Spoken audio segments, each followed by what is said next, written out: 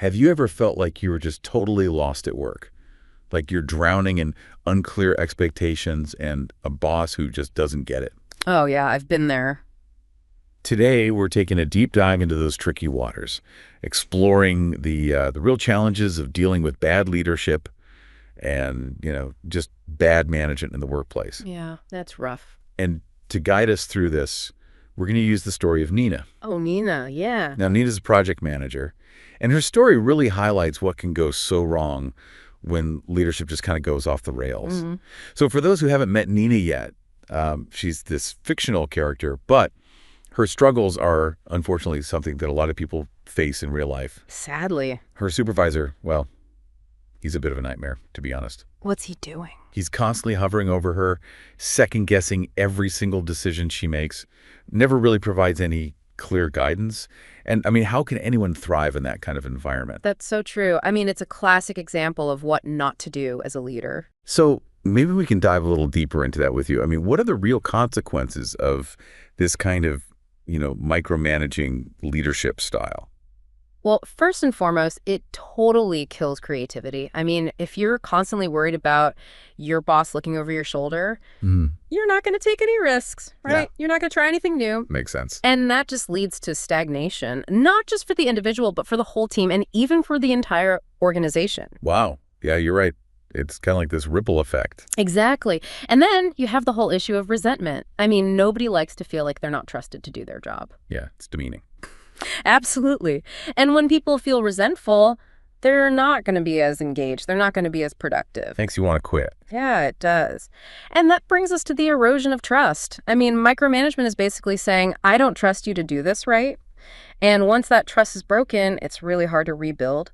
Have you ever had a micromanaging boss? Who hasn't? Right? You're nodding. It's just such a common experience, and it's so detrimental. In Nina's case, there's even this scene, like I was reading this, and there's this scene where she's presenting a project plan to her team. Okay.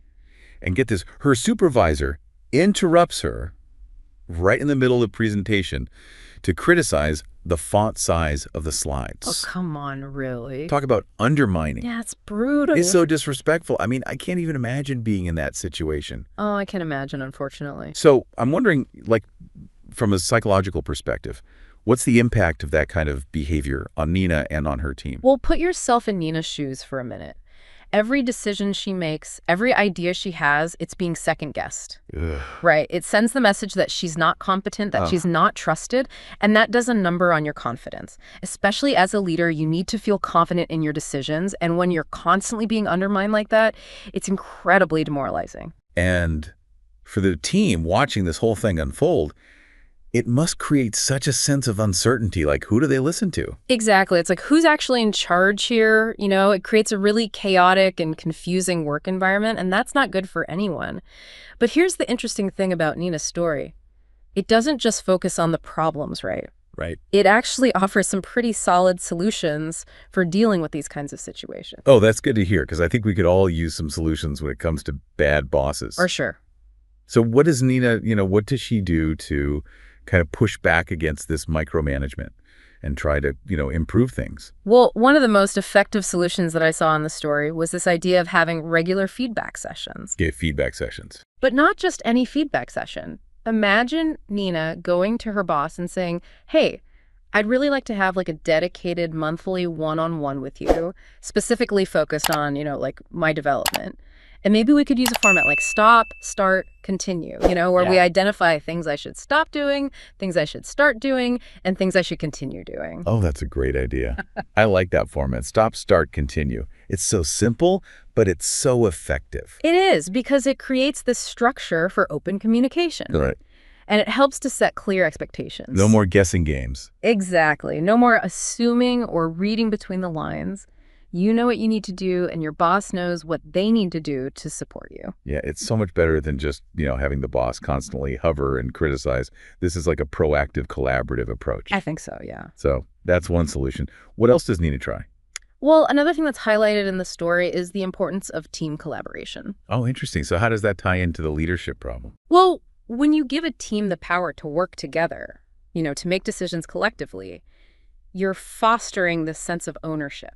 Okay, so it's less about top-down control and more about shared responsibility. Exactly. It helps counteract that whole micromanagement style because the team is functioning as a unit. They're supporting each other, sharing the load. Makes everyone feel valued. Exactly. And it creates this more positive and productive work environment because everyone feels like they're invested in the outcome. Right, so it's not just about giving orders. It's about, creating an environment where everyone feels empowered to contribute. Precisely. And that brings us to what I think is probably the most important solution of all, leadership training. Oh, yeah. I mean, I think we all know a few managers who could use some training, right? Probably. But seriously, I think if we can equip managers with the skills and understanding they need, we can start to change the whole culture of leadership, shift it away from that kind of controlling, micromanaging style to something that's more empowering. So what kind of training are we talking about here? Like, what would be helpful for someone like Nina's boss? Well, there are all sorts of leadership training programs out there, but one thing that comes to mind is servant leadership. Servant leadership. It's a style of leadership where the focus is on serving the needs of the team, empowering them to be successful. That's amazing. I love that concept. Yeah, it's pretty great. And I think it's exactly what someone like Nina's boss needs. So it's like instead of asking, how can I control my team? Yeah. It's about asking, how can I help my team achieve their full potential? I mean, what a difference that would make. Exactly. And the difference wouldn't just be in terms of productivity or efficiency. It would have a huge impact on the well-being of the team as a whole. Because everyone wants to feel supported. Absolutely. A supportive and empowering leader creates this positive ripple effect that benefits everyone. So if we can kind of bring it back to our listeners now, people listening might be thinking, okay, this all sounds great, but what can I actually do about it? I mean, bad bosses are kind of like a fact of life, right? Like, how do we actually create change? Yeah, that's a fair question. It's easy to feel powerless when you're dealing with a bad boss, but you're not as powerless as you might think. So what can our listeners do, like practically speaking, to advocate for better leadership in their own workplaces? We'll start by recognizing that good leadership is about empowering others, not about controlling them. And once you have that mindset shift, you can start to advocate for change in small but impactful ways. Like what?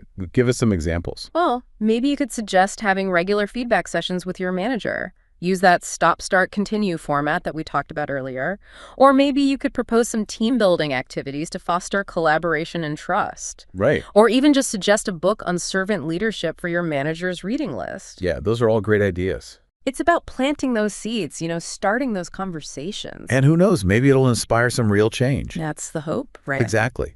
Because everyone deserves to work in an environment where they feel supported, valued, and empowered to do their best. I agree. So, as we wrap up today's deep dive, I'd like to leave you with this one thought.